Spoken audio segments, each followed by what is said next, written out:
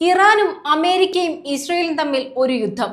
ലോകം ശ്വാസമടക്കി പിടിച്ചു നിൽക്കുമ്പോൾ ആരും പ്രതീക്ഷിക്കാത്ത ഒരാൾ കളത്തിലിറങ്ങിയിരിക്കുന്നു. റഷ്യൻ പ്രസിഡന്റ് വ്ളാഡിമിർ പുടിൻ ഒരു വശത്ത് ഇറാന്റെ തോളിൽ കൈയിട്ട് നിൽക്കുന്നു, മറുവശത്ത് അമേരിക്കൻ പ്രസിഡന്റുമായി ഫോണിൽ സമാധാനം പറയുന്നു. അപ്പോൾ എന്താണ് പുടിന്റെ മനസ്സിലിരിപ്പ്? ഇത് ശരിക്കും സമാധാനത്തിനുള്ള ശ്രമമാണോ, അതോ പശ്ചിമേഷ്യയെ യുദ്ധക്കളമാക്കി എണ്ണവില ആകാശത്തേക്ക് ഉയർത്തി ലോകത്തിന്റെ തലപ്പത്തേക്ക് റഷ്യയെ തിരികെ കൊണ്ടുവരുവാനുള്ള ഒരു മാസ്റ്റർ പ്ലാനാണോ?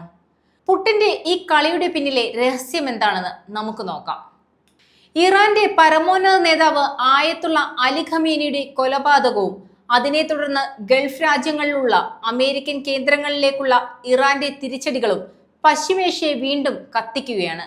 പക്ഷേ ഇറാന്റെ പ്രധാന ലക്ഷ്യം ഒന്നായിരുന്നു: ലോകത്തിലെ ഏറ്റവും പ്രധാനപ്പെട്ട എണ്ണപ്പാതയായ ഹോർമുസ് കടലിടുക്കിലെ കപ്പൽ ഗതാഗതം തടസ്സപ്പെടുത്തുക.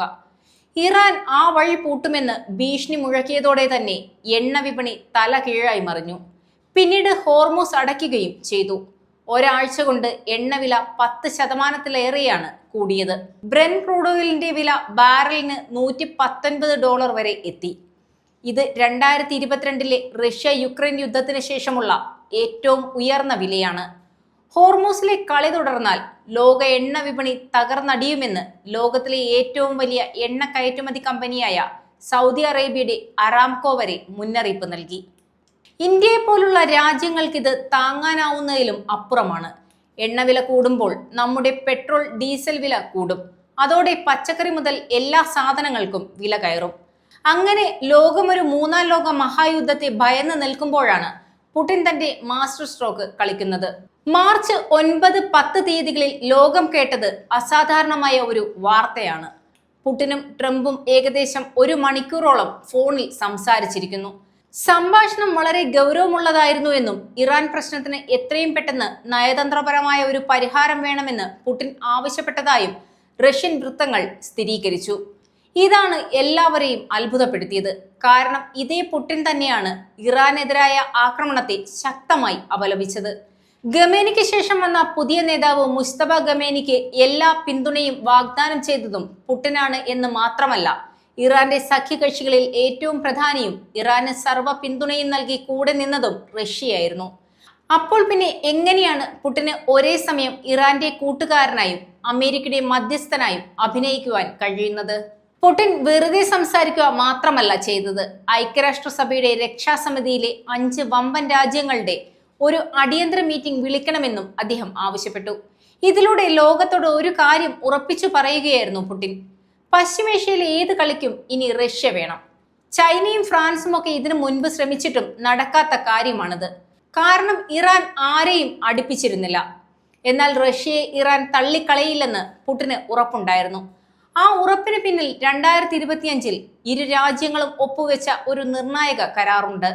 പശ്ചിമേഷ്യയിൽ അമേരിക്കയുടെ സ്വാധീനം കുറഞ്ഞു വരുന്ന ഒരു കാഴ്ചയാണ് നമ്മൾ കാണുന്നത്. ആ വിടവിലേക്ക് കയറിപ്പറ്റാനാണ് പുടിന്റെ ശ്രമം.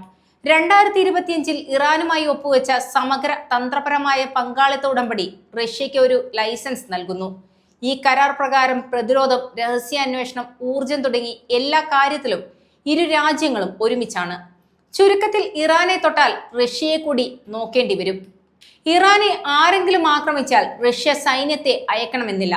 പക്ഷെ ഈ കരാർ ഇറാനുമേൽ റഷ്യക്ക് വലിയൊരു നിയന്ത്രണം നൽകുന്നുണ്ട്. അമേരിക്കൻ ഇസ്രയേൽ ആക്രമണ സമയത്ത് റഷ്യൻ ചാര ഉപഗ്രഹങ്ങളിൽ നിന്നുള്ള വിവരങ്ങൾ ഇറാനു നൽകി സഹായിച്ചതായി റിപ്പോർട്ടുകളുണ്ട്.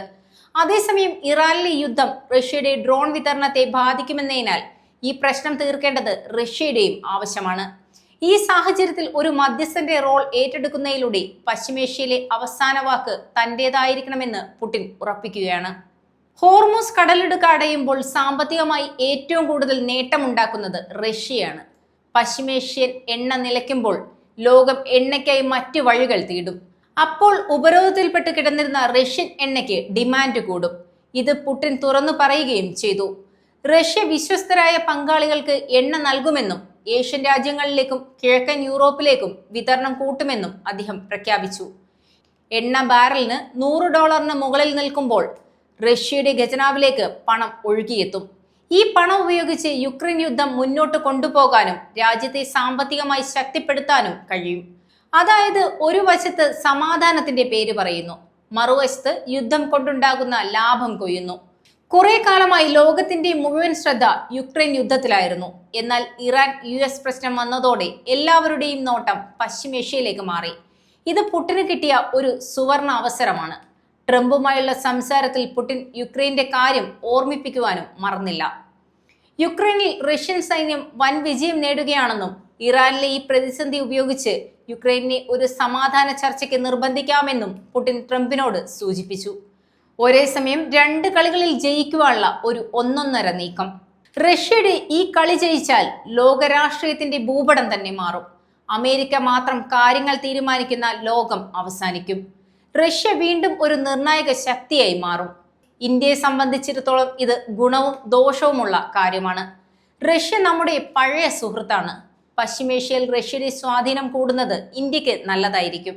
പക്ഷേ എണ്ണവില കൂടുന്നത് നമ്മുടെ സാമ്പത്തിക വളർച്ചയെ തകർക്കും. അതുകൊണ്ട് അമേരിക്ക, റഷ്യ, പശ്ചിമേഷ്യൻ രാജ്യങ്ങൾ എന്നിവരുമായി ഒരുപോലെ നല്ല ബന്ധം നിലനിർത്തുന്ന ഇന്ത്യക്ക് ഈ മാറുന്ന കളിയിൽ വളരെ ശ്രദ്ധയോടെ നീങ്ങേണ്ടി വരും. രാജ്യത്തിന്റെ ഊർജ്ജ സുരക്ഷയും രാഷ്ട്രീയ താല്പര്യങ്ങളും ഒരുമിച്ച് സംരക്ഷിക്കുക എന്നത് വലിയൊരു വെല്ലുവിളി തന്നെയാണ്. അപ്പോൾ പശ്ചിമേഷ്യയിൽ ഒരു യുദ്ധം നടക്കുമ്പോൾ അതിന്റെ മറവിൽ വലിയൊരു രാഷ്ട്രീയ സാമ്പത്തിക യുദ്ധം കളിക്കുകയാണ് വ്ളാഡിമിർ പുടിൻ.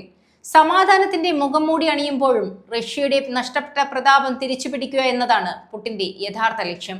ഉയർന്ന എണ്ണവില, പശ്ചിമേഷ്യയിലെ അധികാരം, യുക്രൈനിലെ വിജയം, ഒരൊറ്റ വെടിക്ക് പുടിൻ ലക്ഷ്യം വെക്കുന്നത് പല പക്ഷികളെയാണ്. ലോകം യുദ്ധഭീതിയിൽ നിൽക്കുമ്പോൾ പുടിൻ തന്റെ ചെസ് ബോർഡിലെ കരുക്കൾ വളരെ കൂളായി നീക്കുകയാണ്. ഈ കളിയുടെ ഫലം എന്തായിരിക്കുമെന്ന് നമുക്ക് കാത്തിരുന്നു കാണാം.